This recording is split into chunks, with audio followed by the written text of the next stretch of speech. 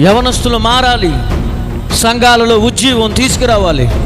నేటి సమాజంలో ఎక్కడ చూసినా యవనస్తులు భయంకరంగా పాడైపోతున్నారు.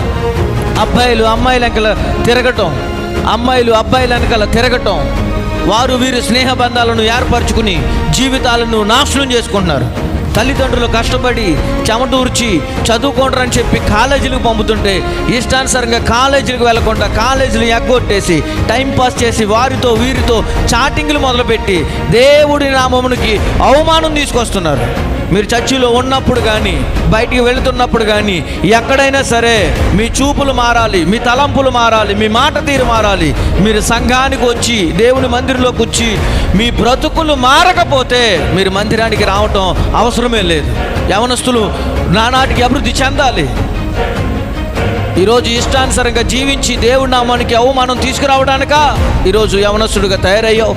చిన్నప్పటి నుంచి దేవుని మందిరానికి వెళుతున్న నీవు ఒకవేళ నీకు ఇంకా దేవుడి గురించి అర్థం కాకపోతే అర్థం చేసుకుని బ్రతుకుని మార్చుకో. తల్లిదండ్రులు కష్టపడి చెమటూర్చి ఆరోపాయి పోజేసి నిన్ను స్కూలు పంపుతుంటే ఈరోజు ఇష్టానుసారంగా దాని వెంబడి వీడి వెంబడి తిరిగి నీ జీవితాన్ని సర్వనాశనం చేసుకుంటున్నారు.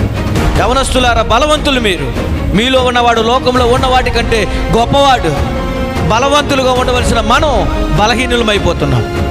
మన జీవితంలో తల్లిదండ్రులు కోరుకోవలసిన గమ్యానికి వెళ్ళాల్సిన గమ్యానికి వెళ్లకుండా మధ్యలోనే నాశనం చేసుకుంటున్నాం. ఎవరి కోసం మనం ఎవరు ప్రేమను తిరస్కరిస్తే దానికోసం చచ్చిపోవడం, దీనికోసం చచ్చిపోవడం ఇది కాదు. ఇది దైవ నిర్ణయం కాదు. నీ జీవితం ఎవరి కోసమో చావడానికి నీ తల్లిదండ్రులు నిన్ను కనలేదు. నీ జీవితం మీద ఒక లక్ష్యం, ఏ నాటికైనా నువ్వు పైకి రావాలి, నువ్వు ఉన్నతమైన స్థాయిలో ఉండాలని నీ తల్లిదండ్రులు ఆశపడుతుంటే ఆశగల ప్రాణాన్ని నువ్వేం చేస్తున్నావంటే వినాశనం చేసేస్తున్నావు. మీ బ్రతుకులను మార్చుకోవాలి, మీ తలంపులు మార్చుకోవాలి, మీ జీవితాలను మార్చుకోవాలి. బలహీనలుగా ఉన్న మీ బ్రతుకులను బలవంతులుగా చేసి దేవుని రాజ్యానికి అప్పజెప్పి పరిశుద్ధులుగా బ్రతకాలి.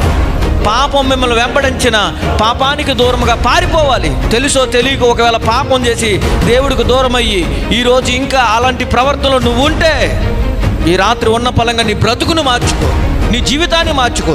నీకు మంచి భవిష్యత్తు ఉంటుంది, నీకు మంచి జీవితం ఉంటుంది. అంతేగాని దీని వెంబడ వెళ్ళావనుకో, ఒకరోజు ఇవన్నీ తీర్పులోకి దేవుడు తీసుకొస్తాడు. ఖచ్చితంగా తీసుకొచ్చినప్పుడు ఖచ్చితంగా శిక్షార్హుడు అయిపోతావు, శాపగ్రస్తుడు అయిపోతావు. తల్లిదండ్రులు వెంబడి ఎప్పుడు కూడా కన్నీరు వచ్చే విధంగా నువ్వు ప్రవర్తించకూడదు. ఒకవేళ ఎవరైనా ఈ మందిరంలో అలాంటి యవనస్తులు ఉంటే దయచేసి మార్చుకోవాలని సభాపూర్వకంగా ప్రేమతో హెచ్చరిస్తున్నాను. మీ హృదయాన్ని మార్చుకుని ప్రభు తట్టు తిరుగు. మంచి భవిష్యత్తుకు కారకుడవు. దేవుడు ఉన్నతమైన స్థాయిలో పెడతాడు. అటువంటి కృప దేవుడు నీకు నీ బిడ్డలకు సమృద్ధిగా అనుగ్రహించునుగాక.